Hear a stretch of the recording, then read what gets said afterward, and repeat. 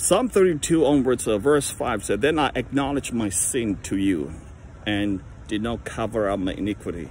I said, I will confess my transgression to the Lord, and you forgave the guilt of my sin." Powerful sentence here, verse. David mentions sin 5 times using 3 different Hebrew words. This is from Don Carson Study Bible. Sin. The common word that can refer to sin itself or to the sin offering, the basic meaning of sin. Now let me define the word sin here. This is really good from the Hebrew word from Don Carson's Study Bible. The basic meaning of sin has to do with missing a mark. Now sin is missing a mark. Like you shoot an arrow, you're supposed to shoot in a center, the bull's eyes at the distance, and you shoot at it, it missed that bull's eye. It missed it. That is sin. Now, what context is it? Let me just expound on it, all right? Sin is off target. Now, this is what it means. Sin is off the target of right living. Now, the right living is that bullseye, for example. It's very close. You can get it easily. Let's say it's a very short distance, and you did not hit that. It's well capable, within your capability, to hit the mark. So the bullseye is not a very good example. Let's take that off. I'm just saying that you know that there's a mark. You know what you should do, and you miss that. That's what sin is. Okay, sin is off the target of right living. It's missing a mark. Judges 20, verse 16 says, "Among all these soldiers were 700 and who could sling a stone at a hair and not miss." Okay, this is just an example in the Old Testament. All right, so sin is off the target. Sin is a direct offense against God himself. Now listen to this. When you sin directly against God. There's a very important concept. People think that, I sin against my neighbor, sin against my kids, my children, or my wife. I apologize, whatever. That's all good. That's on the surface level. But primarily, when we sin, each and every one of us, because we are God's creation, we are created by Him in His image. When we sin against God primarily, our Creator. You understand? That is why sin is so grievous, so damaging, so egregious. No, sorry, I used the wrong word. So damaging, so invoking, even to the point of death. You know, sin is off target. For example, because sin is offense against God directly. It's not. You say, sorry, I didn't use the word offense just now, right? Sin is offense directly against God. Now it's sort of, well, what is sin?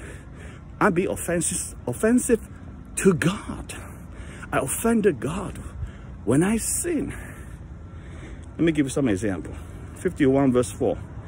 Psalm 51 verse 4. "Against you, you only have I sinned and done what is evil in your sight. So you are right in your verdict and justified when you judge." When we sin, the Bible, the psalmist say, "You only have I sinned. You only have I sinned." This is primarily sin. What else? Genesis 39:9. "No one is greater in this home than I am. My master has withheld nothing from me except you, because you are his wife. How then could I do a wicked thing and sin against God?" This is Joseph. Though she spoke to Joseph day after day, he refused to go to bed with her or even be with her. See that? Joseph expounded the concept of sin beautifully. How can I sin against God? He did not say, how can I sin against you, my master? You see, this is a story of Joseph was serving as a chief in the Egyptian captain's house. And Joseph was good-looking dude, handsome guy. And his wife, the master's wife, when the master was away for a period of time, and the wife took notice of Joseph for a long time, wanted to go to bed with him, seduced him to go to bed with her, because the husband's away. And Joseph said, "What? How could I do this? My master entrusts everything to me except you, because you are his wife."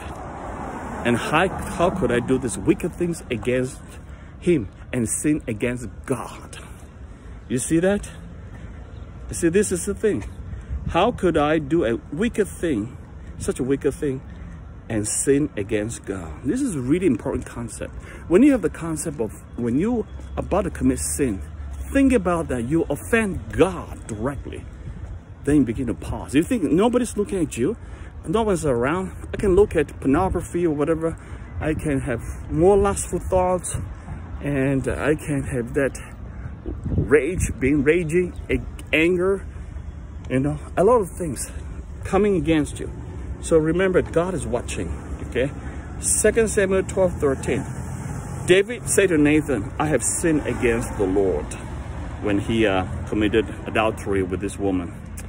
And the sin, the problem with sin is it results in an alienation from God. This is a very important concept.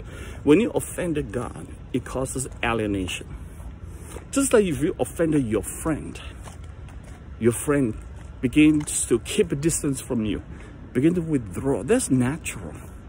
Unless you make amends, unless your friend is full of grace, full of forgiveness, will be going through it fast. But if you deal with some guy who puts the grievance in the heart for a long time, the anger, you know, it is really tough because the person doesn't want to talk to you. There's a human nature, human chemistry. We need to have more of the grace of God.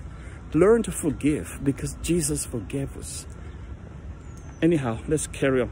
But because of that, when you offended again, when you offend God by sinning, you cause an alienation between God and you.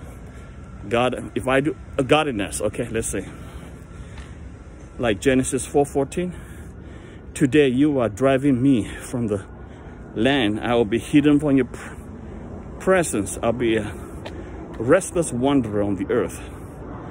You know, this is Cain. God drove Cain out of the land because he killed his brother. So when God drives him out, Cain knows that he's lost the presence of God because that is offense. They cause an alienation with God. Okay, so alienation against God, but this also can be sin against others. You know, Genesis 31:36. Jacob was angry and took Laban to task. What is my crime? He asked Laban. What have I charged that you have hurt me down? So sin is also you sin against others as well. Numbers 5:6. Say to the Israelites, any man or woman who wrongs another in any way and is unfaithful to the Lord is guilty and must confess the sin they committed. Okay, so I'm not saying that when you see you don't sin against other people, but primarily the point is, number one, offense is against God and cause alienation with God. But of course, there is also you sin against people, you know, like I said just now. Now, he also used the word iniquity, which is sin. Transgressions is crime. So he said, God, remove my guilt, he said. You know, I acknowledge my sin to you, and you cover up my iniquity. And I said I would confess my transgression to the Lord, and you forgave the guilt of my sin. Guilt. You know, in a Western individualistic society, guilt is so rampant. So we need to wipe that up. Now, let me, because our time is running out to last now, so I will end here. I'll do the third video today because some 30 videos got so much good stuff in there.